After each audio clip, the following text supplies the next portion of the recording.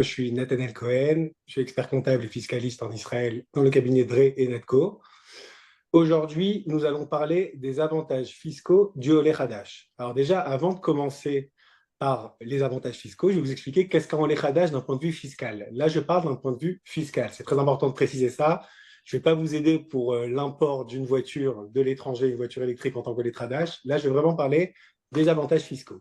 Alors déjà, un Oleh Hadash, selon la loi israélienne, c'est un Toshav Israël Larishona Letzorche Mas. Ça veut dire un résident fiscal israélien pour la première fois. Donc, aux yeux des impôts, c'est la première fois que cette personne est venue en Israël. Donc, il est considéré nouvel immigrant et donc pourra bénéficier de certains avantages. Maintenant, je précise qu'un Toshav Roservatique, un Toshav Roservatique, c'est un ancien résident de retour. C'est une personne qui, selon la loi, s'est exilée plus de 10 ans du territoire israélien. C'est 10 ans le Toshav Roservatique. Il bénéficie exactement des mêmes droits fiscaux que le Oleh Hadash. Je précise fiscaux parce qu'à chaque fois que je parle de ça, on me dit que ce n'est pas exactement ça dans certains paniers d'intégration que le ministère d'Alia demande. Moi, je parle de l'administration fiscale. C'est important de comprendre qu'en Oleh Hadash, lorsqu'il fait sa Alia, il y a 3 administrations. Il y a au début le ministère d'Alia, il y a le ministère d'Apnim après qui va s'occuper des passeports, il y a l'administration fiscale, et il y a aussi une 4e, c'est le Bitoach Leumi.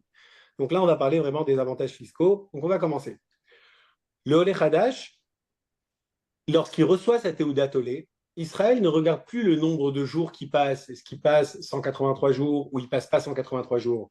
Aux yeux des impôts israéliens, à partir du moment où il a eu sa Teudat Oleh, la Teudat Oleh, c'est une sorte de passeport comme ça qu'il reçoit lorsqu'il fait sa Aliyah, il y a marqué sur la Teudat Oleh, Tahrir Kabbalat Mahamad, c'est-à-dire la date à partir de laquelle il a reçu le statut d'Oleh Hadash.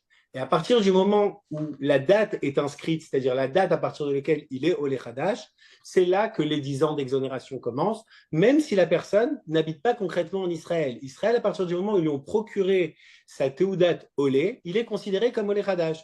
Donc même si ils ne vont pas vous renouveler votre passeport bleu ou le passeport rouge parce que vous n'étiez pas là, ça c'est des lois de citoyenneté.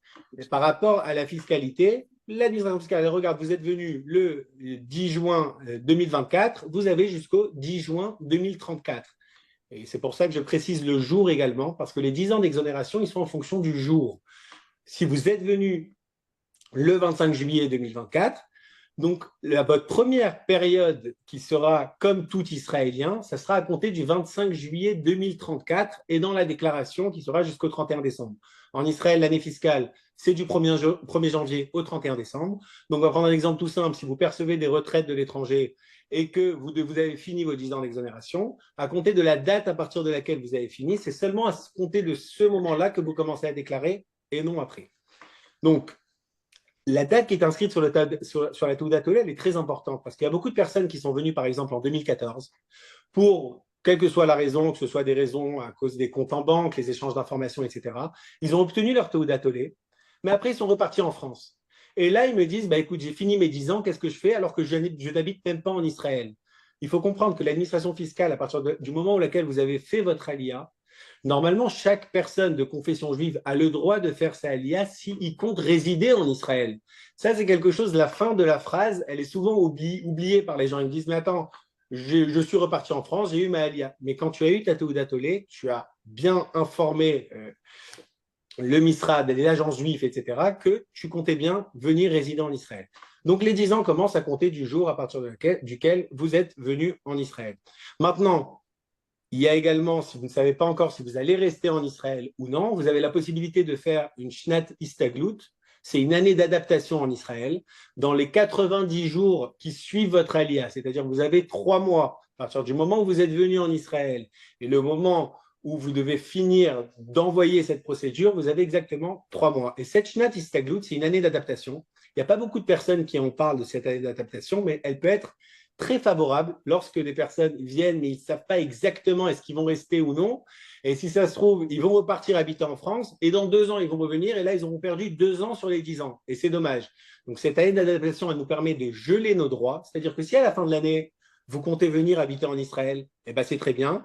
Vous allez venir habiter en Israël et il vous restera 9 ans puisque vous avez commencé déjà 1 an. Mais si à la fin de l'année, vous décidez de repartir habiter en France, mais qu'en fin de compte, vous faites votre Aliyah dans 3 ans, eh ben, vos 10 ans commenceront dans 3 ans et non maintenant. Donc la première année, vous êtes d'un côté venu en Israël, mais d'un autre côté, vous êtes venu résident étranger. Donc c'est une année comme ça de sursis pour vous laisser la possibilité de réfléchir si vous venez ou non. Donc on va commencer par le premier avantage, c'est le plus connu, c'est les 10 ans d'exonération. Alors c'est quoi les 10 ans d'exonération? C'est une exonération d'impôts et de déclaration d'impôts sur tous les revenus qu'on génère en dehors du territoire israélien. Lorsque je dis on génère en dehors du territoire, c'est que physiquement, il faut se trouver en dehors du territoire israélien. Si vous habitez en Israël, mais que vous percevez des revenus de l'étranger, eh ben, aux yeux de l'administration fiscale israélienne, vous devez les déclarer et être imposé en Israël. Votre imposition, elle devient, ça s'appelle territoriale. C'est une imposition territoriale, tout ce qu'on gagne sur le territoire. Maintenant, je vais vous donner un exemple tout simple. Si votre travail consiste à faire à émettre des factures une fois par mois, par exemple, et que vous les faites depuis Israël, alors on va dire que vous avez travaillé depuis Israël. Maintenant, si vous voyagez, vous allez en Grèce, à 1 heure d'ici, et que vous émettez les factures depuis là-bas et que vous revenez, par rapport à Israël, il n'y a pas de problème. Donc, c'est vraiment territorialement où vous vous trouvez. Donc, on est exonéré d'impôts, de déclaration d'impôts sur des revenus qu'on génère en dehors du territoire. Qu'est-ce qu'on a comme revenus qui ont été générés en dehors du territoire? Vous avez par exemple les retraites. Les retraites, c'est très simple, puisque les retraites, je précise, c'est les retraites qui proviennent d'une caisse privée, pas publique. Les retraites qui proviennent d'une caisse publique, elles seront toujours imposées à la source en France tant que vous ne renoncez pas à votre citoyenneté française. Là, je parle des retraites qui proviennent d'une caisse privée. À partir du moment où vous informez la France de votre déconnexion fiscale, vous ne serez plus imposé en France à la source sur cette retraite. Et en Israël non plus, vous n'aurez ni besoin de la déclarer, ni vous serez imposé sur cette retraite. Donc pendant 10 ans, vous ne payerez d'impôts ni en Israël, ni en France sur cette retraite qui provient de la caisse privée. Mais je précise, et j'ouvre une parenthèse, mais qui est très importante, c'est tous ces avantages que je vous dis, pour être considéré vraiment totalement et pleinement un Olé Hadash, il faut se déconnecter fiscalement de France. Ne faites pas l'erreur que beaucoup de personnes ont faite, qui sont venues en Israël et qui résidaient en Israël plus de 360, plus de 183 jours par an. Donc, ils me disaient, j'étais plus de 6 mois en Israël et qui faisaient tout comme il fallait, leur centre de vie était là, etc. Mais qu'ils ne s'étaient pas déconnectés de France. Et ben, l'administration fiscale israélienne française s'en fiche. Eux, de leur côté, à partir du moment où on ne s'est pas déconnecté, on ne les a pas informés de notre départ de France, on sera toujours considéré comme résident fiscal français. Et ça peut être très problématique. Et moi, j'ai rencontré beaucoup de personnes qui ont fait leur allié en 2014, mais qui ne sont pas déconnectées de France. Et là, il arrive un accident fiscal. C'est que d'un côté, par rapport à Israël, ils sont obligés de déclarer puisque les 10 ans sont terminés. Mais d'un autre côté, par rapport à la France, ils sont toujours résidents fiscaux français. Et même si vous passez 365 jours en Israël, c'est pour ça que je précise, quelle que soit la durée du temps que vous êtes en Israël, même si vous répondez à tous les critères de résidence fiscale, je rappelle que les critères de résidence fiscale pour être considéré résident fiscal israélien, c'est soit 183 jours par an, soit 425 jours sur 3 ans, ou soit pouvoir être en mesure de justifier que votre centre de vie se trouve en Israël. Donc, pour répondre à Madame Benita qui demande comment prévenir de notre déconnexion fiscale en France, eh ben, il faut se tourner vers un fiscaliste français ou vers votre expert comptable français, parce qu'il se peut qu'il y ait de l'exit tax. Lorsqu'on quitte le territoire français, Israël, c'est considéré hors Union européenne d'un point de vue fiscal. Donc, il faut bien vérifier est-ce qu'il y a des plus-values latentes qui seront imposées en France ou non. Donc, c'est quelque chose qu'il ne faut pas prendre à la légère. C'est quelque chose qu'il faut bien vérifier avec votre fiscaliste. Et à part le fait d'informer la France de votre départ, il faudra également vérifier est-ce que vous êtes assujetti à un exit tax ou non. Donc, pour revenir à notre exemple, les 10 ans d'exonération, vous êtes exonéré d'impôts et de déclaration d'impôts. Maintenant, je précise également qu'à compter du 1er janvier 2026, il y a une nouvelle réforme suite aux pressions de l'OCDE, parce qu'aujourd'hui, cette loi d'exonération d'impôts et de déclaration d'impôts, elle est un peu contraire à l'ère dans laquelle on se trouve. Aujourd'hui, on est dans une ère de transparence fiscale, d'échange d'informations, il limite les espèces, il limite tout ce qui peut ne pas être déclarable. Donc, de venir dans un pays et de ne pas avoir besoin de déclarer pendant 10 ans, c'est un peu contraire aux normes de l'OCDE. Donc, sous pression de l'OCDE, ils avaient menacé de blacklister Israël si Israël ne se pliait pas à cette réforme. Donc, ils ont demandé de lever l'exonération de déclaration, c'est-à-dire à compter du 1er janvier 2026. Chaque personne qui fera sa ALIA à compter du 1er janvier 2026 devra déclarer ce qu'il a généré en dehors du territoire, mais il ne sera pas imposé. Donc, il y aura toujours l'exonération d'impôts, mais il y aura une obligation de déclaration. Donc, à partir du moment… Concernant les fiscalistes, vous enverrez, vous me contacterez, je vous mettrai en contact directement. Donc, on sera obligé de déclarer. Et lorsque je dis à compter du 1er janvier 2026, c'est toute personne qui fait son alia à partir du 1er janvier. Parce que j'ai parlé de ça plusieurs fois et on m'a dit, ah, c'est-à-dire dans un an, c'est fini l'exonération. Non, une loi ne peut pas être rétroactive. Si vous êtes venu en Israël et que vous bénéficiez de ces 10 ans, eh ben, on ne peut pas vous enlever ces 10 ans d'exonération de déclaration.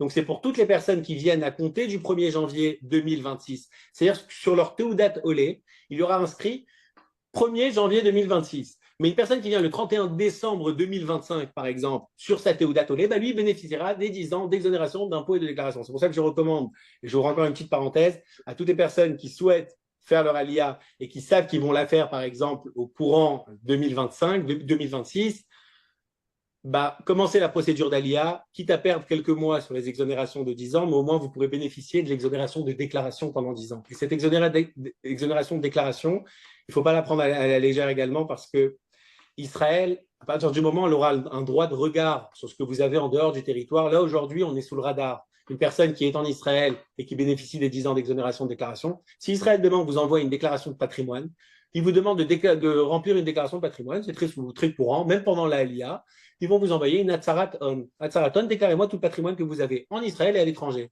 Quand on est dans les 10 ans, on ne déclare pas ce qu'on a à l'étranger. On fait une croix sur l'étranger et on marque Betor ASR Shanim. Je me trouve dans les 10 ans, je n'ai rien besoin de déclarer. Par contre, quand on est après les 10 ans, bien entendu, on doit déclarer. Mais là, lorsqu'il y aura cette nouvelle réforme le 1er janvier 2026, eh ben, vous serez obligé de déclarer également ce que vous avez dans le monde. Et lorsqu'on dit déclarer, là, Israël pourra dire vérifier est-ce que le travail se fait d'Israël ou pas d'Israël en fonction des montants. Ça veut dire qu'ils auront juste à faire la pioche en fonction des montants qui sont déclarés dans un autre pays et ça peut être des fois problématique. Donc pour les personnes qui veulent et qui comptent venir en Israël, eh ben, si vous savez que vous allez venir courant 2026, commencez votre procédure d'Alia. C'est toujours un bon conseil d'avoir sur la Teudat Olé toujours 25 et pas 26. Et lorsque vous êtes dans les 10 ans d'exonération, Israël envoie très souvent ces demandes de déclaration de patrimoine et ils envoient souvent une demande qui s'appelle, c'est le document 5329 ou 5328, s'appelle Hatzarat al-Mekorot Achnasa. C'est-à-dire déclarez-moi vos sources de revenus. Lorsqu'Israël vous demande vos sources de revenus, pendant les 10 ans d'exonération, vous n'avez toujours pas, si vous êtes venu avant 2026, vous n'avez pas besoin de leur déclarer. Mais ne faites pas, si jamais vous serez suivi par un expert comptable israélien, par exemple, souvent ils conseillent, ils disent, bon, qu'est-ce que tu t'en fiches de marquer, c'est toujours bien de noter, et dans tous les cas, tu n'as rien à déclarer. Ne faites pas de zèle là-dessus, au contraire, c'est limite mal vu de déclarer quelque chose qu'on n'a pas besoin de déclarer, ils se disent peut-être que cette personne a quelque chose à cacher. Donc, moi, j'ai parlé personnellement à un rakaz aux impôts, il a un titre là-bas, une sorte d'inspecteur, il m'a dit qu'il ne comprenait pas les personnes qui déclaraient dans les déclarations de patrimoine les revenus d'étrangers quand on est exonéré. Donc, vraiment, soyez, comme on dit en hébreu, tamim. Ils vous ont permis d'être exonérés pendant 10 ans. Et bien, continuez avec cette exonération et ne leur déclarez rien. Même si vous avez des millions en France et vous avez une voiture en Israël, et ben, vous ne leur déclarez que la voiture en Israël. Vous ne leur déclarez rien que ce qu'il y a sur l'étranger. Donc, ça, c'est une loi. Ces 10 ans d'exonération, c'est pour toutes les personnes qui sont venues à compter du 1er janvier 2007 en Israël. C'est une réforme qui s'est faite en 2008, mais rétroactive pour 2007. C'est-à-dire toutes les personnes que sur leur Teudat Olé, il y a marqué à compter de 2007, ils bénéficient des 10 ans d'exonération. Maintenant, une précision très importante. Si vous êtes venu en Israël, par exemple, en 2013, donc les 10 ans sont terminés, mais qu'en 2013, vous étiez à l'armée ou que vous avez fait des études. L'armée et les études, la période qu'on fait à l'armée ou la période de scolarité, pas des scolarités, pardon, c'est vraiment les études supérieures, c'est pas les scolarités, on peut geler cette période. C'est-à-dire que si vous êtes venu en 2013, mais que vous avez fait 3 ans d'armée, donc vous avez fini l'armée en 2016, les 10 ans ne se termineront pas en 2023, mais ils se termineront en 2026. Parce qu'on prend 2016, c'est-à-dire l'année à laquelle vous avez fini l'armée, donc la période de l'armée, on a dit qu'on la gèle. Maintenant, les 10 ans, on est exonéré sur les dividendes. Par exemple, si vous distribuez des dividendes, vous avez une société en France et vous distribuez des dividendes, la France vous imposera à 12,8% à la source, mais vous ne serez pas imposé de CSG, CRDS qui sont à hauteur de 17,2. Donc la France vous imposera à 12,8. Et en Israël, vous n'aurez pas besoin de compléter pendant 10 ans. Si vous avez par exemple un portefeuille financier, vous pouvez très bien venir en Israël ou ouvrir au Luxembourg ou en Suisse, vous avez des placements financiers. Et que ces placements financiers génèrent des plus-values, normalement, le Luxembourg ou la Suisse ne pourront pas vous imposer puisque vous n'êtes pas résident du Luxembourg ou de la Suisse. Ils vont vous dire déclarez dans votre pays de résidence. Mais si votre pays de résidence, c'est Israël, eh ben, vous n'aurez pas besoin de déclarer également ces revenus financiers puisque c'est des revenus passifs qui sont générés en dehors du territoire, donc il n'y a aucun problème. Maintenant, j'ouvre une petite parenthèse.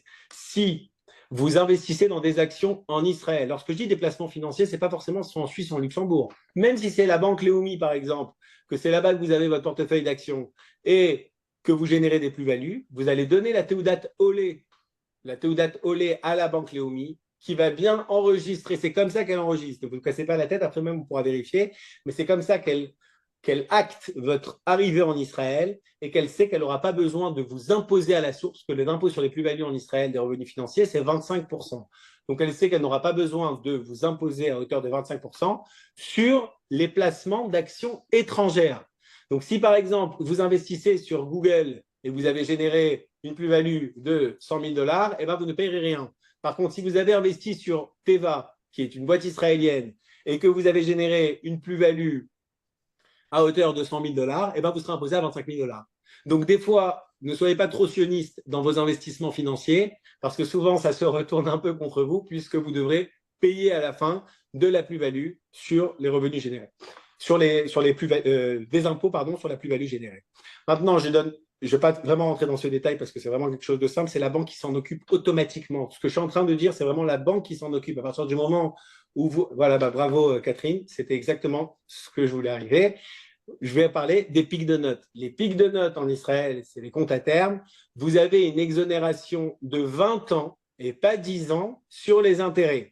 Par contre, il faut que ce soit dans les 3 mois qui suivent la Aliyah.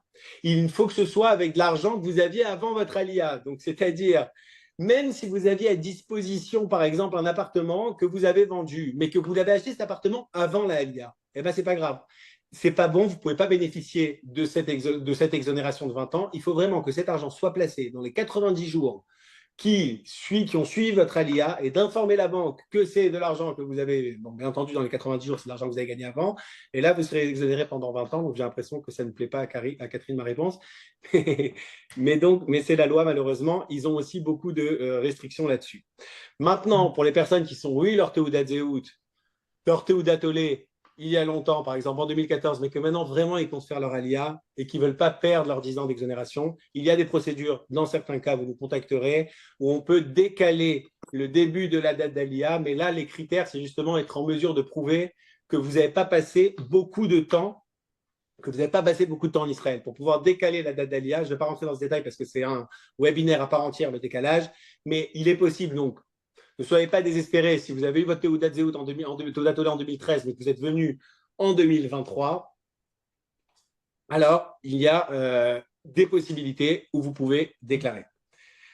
J'ai fait Aliyah en juillet 2019, mes revenus viennent des USA. Bah oui, à partir du moment où on peut prouver à Israël qu'on n'a pas généré cet argent depuis Israël, je vous ai dit, on a toujours cette exonération d'impôt. Maintenant, je vais vous donner un exemple qui est vraiment fou et il n'y a pas beaucoup de personnes qui parlent de ça. C'est là, en Israël, il y a une sorte de société qui s'appelle la Chevra Mishpartit. Mishpacha en Israël, c'est la famille. Mishpartit, Chevra Mishpartit, c'est une société familiale. La société familiale, il n'y a pas beaucoup de types de structures en Israël. Ce n'est pas comme en France, SAS, SRL, URL, CELAR, etc. En Israël, il y a Osek Patour, c'est l'auto-entrepreneur. Osek Mourché, c'est une sorte de société en nom propre. Donc, c'est comme un auto-entrepreneur, mais qui est assujetti à la TVA et qui n'a pas de palier. Et on a la Chevra Baham, c'est la SARL. Et on a la Chevra Mishpartit. La Chevra Mishpartit, elle peut être très intéressante pour le Olim Khadashim. La Chevra Mishpartit, c'est une société comme toute société. Donc, si vous venez en Israël, ça, on va rentrer un peu dans un petit montage de société. Vous êtes venu, vous avez fait votre alia, vous étiez en France, vous avez de l'argent dans votre société française, vous générez des revenus, 90%, si ce n'est la 95% des revenus des personnes qui font leur alia continuent à travailler avec la France. Donc, ils ont toujours leur société en France. C'est très compliqué de facturer directement les clients en Israël. Donc, ils ont besoin de faire atterrir, on va dire comme ça, leur argent en France. Et après, ils ont besoin de le rapatrier en Israël. Donc, une personne, par exemple, qui a de l'argent en France, qui a payé ses impôts sociétés en France, il doit après se distribuer des dividendes. Maintenant, même avant de payer les impôts sociétés en France, vous avez un chiffre d'affaires, vous avez eu des dépenses. Dans vos dépenses, on peut rajouter une dépense qui peut être très intéressante. C'est une facture qu'on fait, on monte une société en Israël, on facture la société française pour la gestion et l'administration qui se fait depuis le territoire israélien. Gestion administration, c'est-à-dire que comme vous avez fait votre alia et que vous avez informé la France que vous êtes venu en Israël, donc vous pouvez très bien travailler depuis Israël administrativement, vous occuper de, par exemple, quelqu'un qui a, on va prendre un exemple simple parce que c'est vraiment, c'est ceux qui ont des call centers, par exemple. Eux, ils travaillent souvent depuis Israël, mais ils font leur installation en France. Donc, le travail qui est effectué depuis Israël, il doit être déclaré à Israël. Donc, pour ça, ils facturent la France. Lorsqu'on facture la France, donc pour la France, ça sera une dépense. Et en Israël, ça sera une rentrée. Vous allez faire rentrer de l'argent, donc un chiffre d'affaires dans votre société. Maintenant, pour ceux qui sont structurés en société familiale, je répète, Catherine, la société familiale, c'est la Mishpartit. Ce que vous avez dit, la SCI familiale, c'est la Chevrat Baït. C'est encore autre chose, mais qui bénéficie de la familiale. Maintenant, la Chevra Mishpartit, elle bénéficie du même statut que le Olé Hadash, c'est-à-dire bien que ce soit une société à part entière, qui a un cabis. Donc pour la France, c'est très bien. Lorsqu'on facture d'une société, ils ne vont pas vous dire c'est de l'évasion fiscale, etc. C'est une société qui facture une autre société. Donc à partir du moment où il y a une société avec un cabis qui est enregistré au registre des entreprises, qui facture la société française, disons qu'elle a facturé 100 000 euros à la fin de l'année. Les 100 000 euros qui viennent en Israël, normalement, ils sont imposés en Israël. Donc, vous allez me dire qu'est-ce qu'on gagne. En Israël, l'impôt société est à 23%. En France, il est à 25%. Donc, ce n'est pas une grande différence. En Israël, l'impôt sur les dividendes, il est à 30%. En France, il est aussi également à 30%. Et en Israël, il n'y a pas de TVA sur ces factures, puisque c'est des factures qui facturent l'étranger. Donc, vous allez me dire qu'est-ce qu'on gagne avec cette histoire. Ce qu'on gagne, c'est que la société familiale, si la personne sont nombreuses personnes qui viennent en Israël, ils vont devoir voyager encore en France. Donc, tous les déplacements que vous allez faire en France, le temps que vous allez passer en dehors du territoire israélien, on pourra le neutraliser de votre chiffre d'affaires. Donc, ça veut dire, si par exemple, vous avez gagné 100 000 euros à la fin de l'année, mais que vous avez voyagé 10 jours par mois en France, eh ben pour nous, c'est plus 100 000 euros le chiffre d'affaires. Déjà, le chiffre d'affaires, on enlève un tiers, c'est-à-dire le temps qu'on passe à l'étranger. Comme la société familiale, c'est le même statut que l'actionnaire qui la détient, et comme l'actionnaire bénéficie des 10 ans d'exonération, donc la société familiale aussi bénéficie des 10 ans. Donc ça peut être super avantageux. C'est un peu technique, ce que je suis en train de dire. Donc si jamais vous venez en Israël, pour résumer ce que je viens de dire, si vous venez en Israël et que vous allez continuer à facturer la France, mais que vous savez que vous allez vous déplacer en France, elle est super avantageuse parce qu'on peut vraiment neutraliser tous les jours passés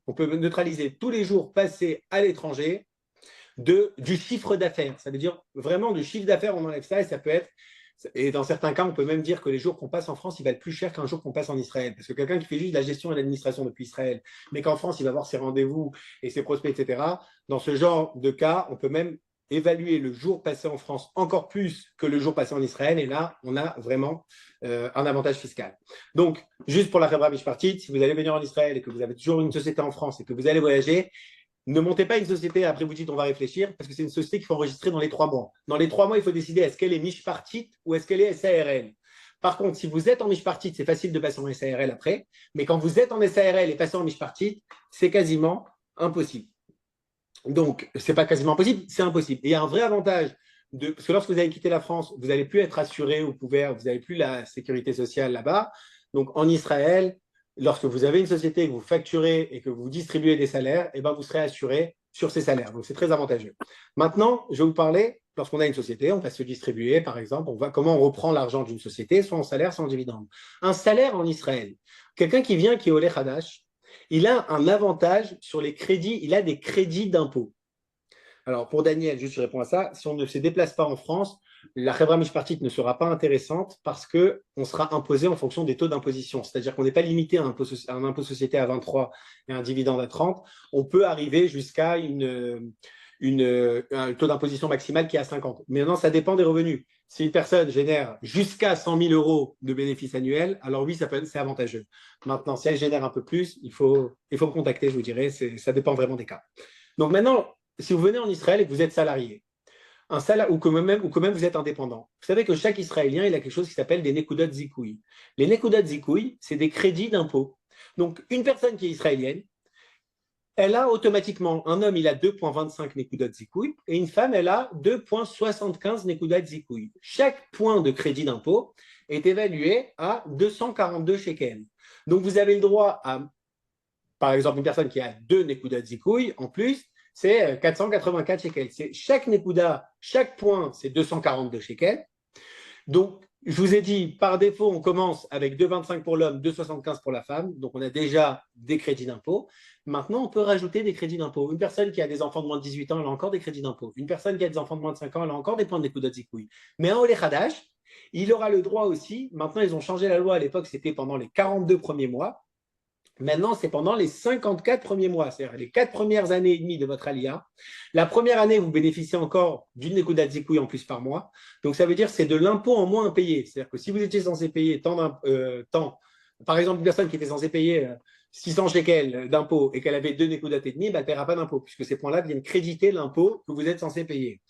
Mais le Olé Hadash, donc pour revenir au Olé Hadash, parce que c'est aussi le sujet d'aujourd'hui, c'est surtout le sujet, la première année, il bénéficie d'une Nekuda en plus. Les 18 mois d'après la première année, il bénéficie d'encore 3 Nekudot Zikoui supplémentaires. C'est beaucoup. Parce qu'une personne qui est résident israélien, qui est Olé Hadash, et qui ne serait-ce qu'il ait même 2 enfants de moins de 18 ans, déjà, ça peut être très avantageux d'un point de vue fiscal. Donc, 12 premiers mois, une Nekuda Zikoui en plus. Les 18 mois d'après, 3 Nekudot Zikoui en plus. Les 12 mois d'après, encore 2 Nekudot Zikoui. Et les 12 derniers mois, c'est 1. Donc, ça fait 1, 3, 2, 1. Ça monte en fonction du temps que vous restez en Israël. Et là, je reprécise la précision importante pour les soldats. Les personnes qui sont venues en Israël faire leur armée et qui ont fait l'armée pendant 3 ans ou 3 ans et demi, donc vous allez me dire, ils ont perdu cet avantage de Nekudot Zikoui puisque c'est que les 4 premières années et demie. En plus, ça concerne vraiment les soldats ou les étudiants. Ça concerne vraiment les soldats et les étudiants parce qu'en principe, un soldat ou un étudiant qui a fini l'armée, qui a fini ses études, il commence à travailler quelque part. En principe, il va ouvrir tout de suite sa boîte. Lorsqu'il va travailler quelque part, là, les Nekudot Zikoui seront avantageuses pour lui. Ça va lui faire payer moins d'impôts. Donc, lorsqu'on impose à la source, en Israël, l'imposition sur les fiches de paye, c'est à la source.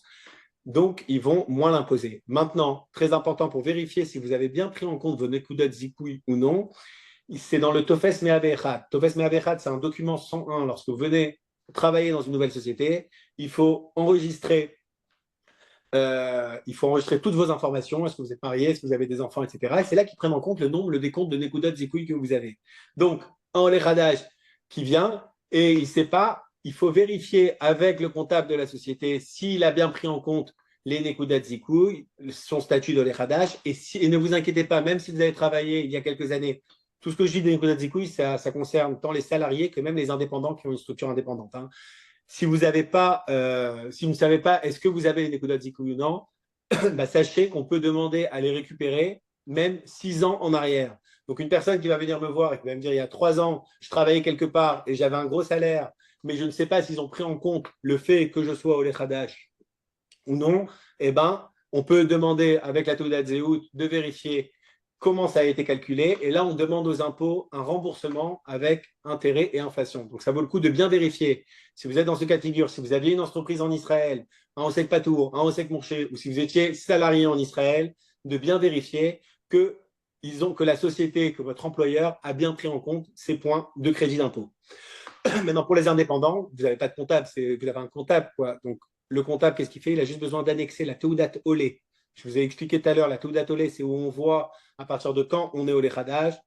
Donc, on annexe la Teudat Olé, et là, on pourra prendre en compte les points d'abattement fiscaux, les points de crédit d'impôt supplémentaires que l'Olé Hadash bénéficie. Donc, pour résumer, on a parlé pour l'instant des 10 ans, on a parlé de la société familiale qui peut être avantageuse pour l'Olim Hadashim qui voyage souvent. On vient de parler des Nekudot Zikoui. Et là, je vais vous parler un petit peu du Mas Rechisha, de la taxe d'acquisition pour un Olé Hadash. Donc, si un Olé Hadash vient en Israël et qui veut acheter un appartement, donc il va acheter un appartement, que ce soit 1 an avant sa alia ou même 7 ans après sa alia, il peut bénéficier d'une réduction sur la taxe d'acquisition à hauteur que la taxe d'acquisition, c'est-à-dire le Masri Richa, sera à hauteur de 0,5% jusqu'à 1 988 000 shekels. Et au-dessus d'1 988 000 shekels, la taxe d'acquisition sera à hauteur de 5%. Maintenant, il faut faire très attention parce que dans certains cas, cette cet avantage pour le Oleh Hadash, ce n'est pas vraiment un avantage. Excusez-moi, une seconde. Oh, donc, cet avantage de la masse richa, vous voulez acheter un appartement maintenant. Vous voulez acheter un appartement en Israël. Et vous allez dire, chez Oleh Hadash, je bénéficie de 1,5%, c'est super. On avait dit 1,5% jusqu'à 1 988 000. Mais si on va voir le taux d'imposition de la taxe d'acquisition, pas d'un Oleh Hadash, d'un Israélien normal, lui jusqu'à 1,9 million, 1 970 000 si je ne me trompe pas, il n'est pas imposé, il a zéro. Donc un Oleh Hadash, si vous achetez un appartement qui vaut 1,7 million, le Oleh Hadash, il va payer 0,5%, tandis que l'Israélien, il va payer zéro. Donc, faites attention de bien vérifier avec votre avocat lorsque vous achetez un appartement en Israël. En principe, cet avantage, parce qu'en Israël, le Oleh Hadash, c'est 0,5, après c'est 5. Mais un Israélien, c'est par palier. C'est-à-dire au début, c'est 0,5, au début, c'est 0, après c'est 3,5, après c'est 5, après c'est 8, après c'est 10. Ça monte par palier. Donc c'est juste une simulation à faire et vous vérifiez si ça vaut le coup pour vous d'acheter avec la taxe d'acquisition, l'avantage de la taxe d'acquisition du Oleh Hadash, ou d'acheter en tant qu'Israélien normal. Maintenant, très important, lorsque vous voulez acheter avec la taxe d'acquisition du Oleh Hadash, il faut que vous résidiez dans cet appartement. Et ils font énormément de contrôles là-dessus. Moi, j'ai été témoin personnellement de beaucoup de contrôles ces dernières années sur cette taxe d'acquisition pour les personnes qui l'ont utilisée. Ils vérifient est-ce que vous habitez dedans, vous savez qu'ils peuvent vérifier même des fois avec la facture d'eau, d'électricité, d'Arnona. Est-ce que vous... Alors, en principe, lorsqu'on loue un appartement, ce n'est pas en votre nom. Donc, il y a beaucoup de vérifications qui peuvent être faites. Donc, faites attention. En principe, l'idéal, moi, ce que je vous recommande pour la taxe d'acquisition, vraiment, c'est si vous voyez que ça ne change rien entre la taxe d'acquisition de Oleh Hadash ou la taxe d'acquisition d'Israélien, d'acheter, si vous avez la possibilité, bien entendu. C'est pour les personnes qui peuvent acheter un appartement. Ils peuvent, par exemple, investir sur un appartement et acheter après un autre pour vivre. Celui qui achète un appartement, d'acheter d'abord en tant qu'Israélien et que celui où vous vivez, vous l'achetez en tant que Oleh Hadash. Pourquoi? Parce que là, on va gagner sur la taxe d'acquisition du deuxième appartement. En Israël, le premier appartement, c'est soit 0 pour les Israéliens jusqu'à 1,9 million, après ça monte par palier, soit c'est 0,5 et 5 pour le Oleh Hadash. Maintenant, le deuxième appartement en Israël, la taxe d'acquisition, c'est 8%. Quoi qu'il se passe, c'est 8% jusqu'à 6 millions de shekels, et après au-dessus, c'est 10%. Donc le deuxième appartement, la taxe d'acquisition est très chère.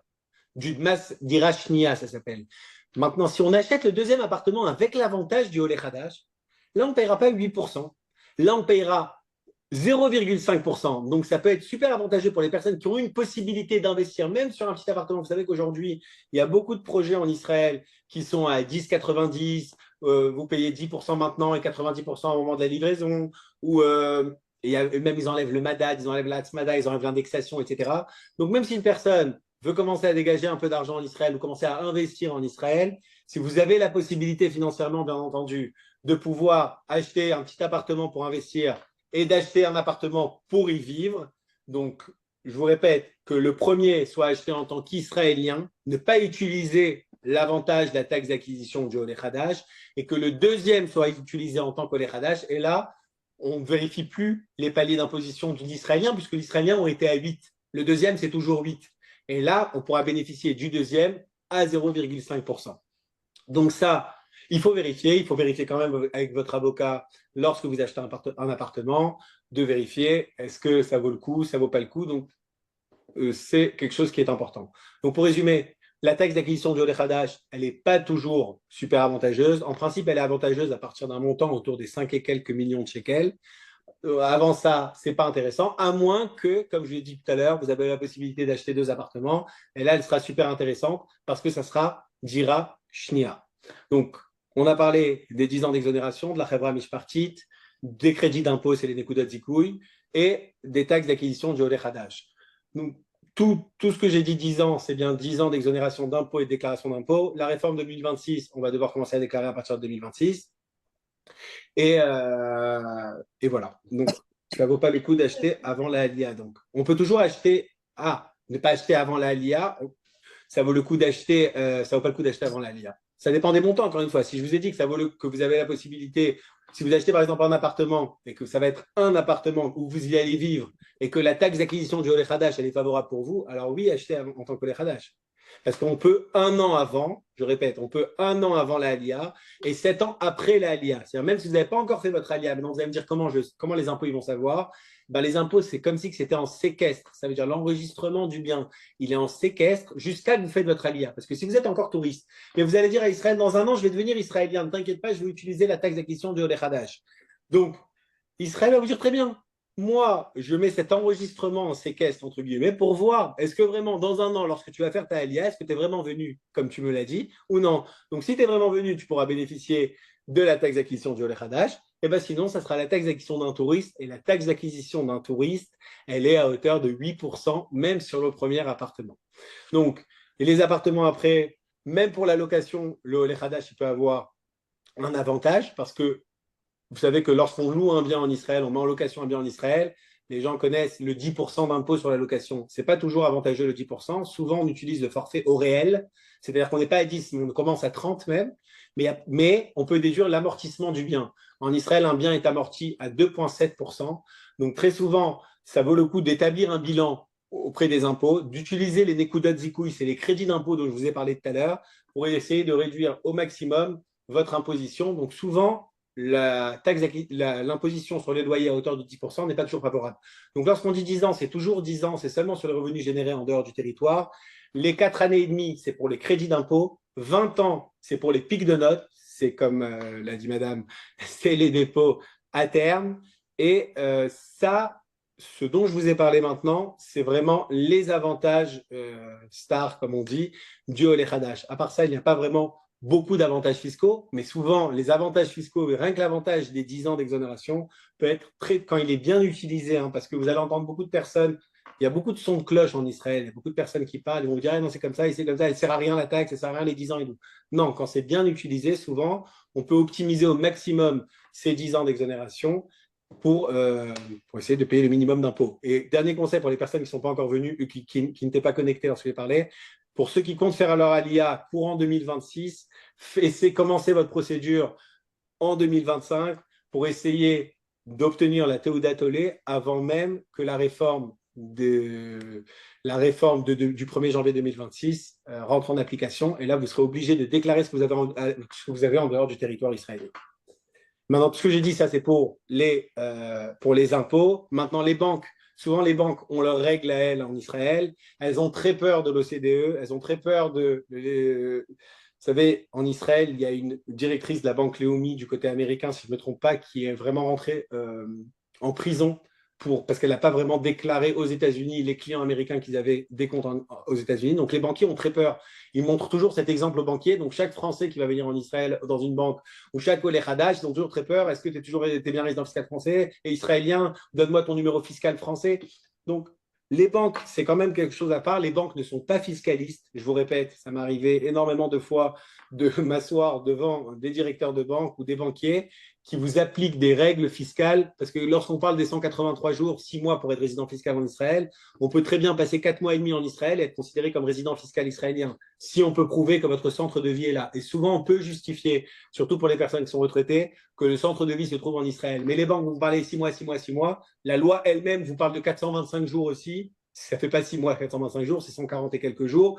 Donc, il y a les banques, il y a le Misrad Aliyah, il y a le ministère de l'Intérieur. Lorsque vous avez demandé de renouveler votre passeport, là, beaucoup de personnes reçoivent un laissez-passer rouge et ne reçoivent pas le passeport bleu et ils s'angoissent et ils s'inquiètent et ils disent « je ne suis plus résident fiscal, comment ça va se passer ?» etc. Non, il y a la résidence fiscale, il y a la citoyenneté, il y a le Bitoach Leumi et il y a la Aliyah. Donc, c'est vraiment des départements différents. Ce qui nous importe, et par rapport à la France et par rapport à Israël, c'est l'administration fiscale. Déconnectez-vous fiscalement de France. Connectez-vous bien en Israël. Vous n'avez rien à faire à vous connecter en Israël. C'est la date de la Teudat Olé qui vous connecte automatiquement. Et 10 ans après, commencez à déclarer.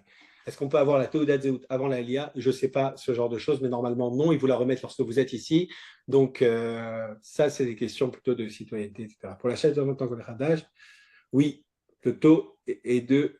Non, j'ai dit Serge chez Kroon. Pour l'achat du deuxième appartement, je vous ai dit le Oleh Hadash, c'est 0,5% jusqu'à 1 988 000 et après, c'est 5%. Donc, par exemple, comme on dit en hébreu, quelle est la nafkamina? Donc, qu'est-ce qui ressort de ça? C'est par exemple une personne qui fait le deuxième appartement et qui va coûter par exemple 1,8 million, 1,9 million. En tant qu'Israélien, il aurait dû payer 8% puisque c'est son deuxième appartement. Mais là, en tant qu'Oleh Hadash, il pourra payer seulement 0,5%. Et même s'il achète au-dessus de ce palier-là, c'est par palier. Donc, c'est les premiers 1,9 million, c'est 0,5 et après, c'est 5%. Seulement les shekels supplémentaires au-dessus de cette somme-là sont à hauteur de 5%. Donc, ça sera toujours moins que 8% de standard du deuxième appartement d'un résident israélien. Si on est retraité fonctionnaire, comment ça se passe après 2026? Donc, j'ai dit tout à l'heure, si les retraites proviennent de la caisse publique, quoi qu'il se passe, vous serez imposé en France. Il n'y a pas d'interprétation dans la loi. C'est marrant que vous me posiez cette question parce que j'en ai parlé il n'y a pas longtemps à quelqu'un. Est-ce qu'ils doivent déclarer ou pas déclarer? Dans tous les cas, ils sont imposés en France. Donc, normalement, on doit déclarer à Israël qu'on ne leur doit pas d'argent. Parce que les retraites en Israël, je vais quand même vous donner, on va finir sur ça, les retraites en Israël, comment elles sont imposées? Ceux qui proviennent de la caisse publique, comme j'ai dit tout à l'heure, elles seront imposées à la source en France, à moins que vous renonciez à votre citoyenneté française. Les retraites de la caisse privée, elles ne sont pas imposées en France ni en Israël. Mais après les 10 ans, comme c'est une retraite qui vient de l'étranger, Israël vous donne deux possibilités d'imposition. La première possibilité, c'est de payer le taux que vous aurez payé si vous étiez français. Vous pouvez dire à Israël, voilà, regarde, en France, j'aurais payé 10 000 euros sur cette retraite, et ben en Israël, je vais payer la même somme. Ou sinon, d'utiliser les taux d'imposition en Israël et avec avoir un abattement de 35%. C'est-à-dire votre retraite, par exemple, si vous avez une retraite de 100 000 euros, mais je sais que c'est compliqué d'avoir une retraite de 100 000 euros, c'est l'exemple, parce que c'est un chiffre rond, c'est beaucoup plus simple. Donc, par exemple, quelqu'un qui a une retraite de 100 000 euros, aux yeux d'Israël, elle ne sera plus à hauteur de 100 000 euros, ça sera 65 000 euros. On fait tout de suite un abattement de 35%. Et c'est toujours favorable d'utiliser la deuxième option. Donc, première option, c'est de payer ce que j'aurais payé en tant que Français. Deuxième option, c'est payer en fonction du taux d'imposition israélien. Dans la plupart des cas, ça vaut beaucoup plus le coup de payer selon le taux d'imposition israélien et bénéficier de l'abattement de 35%.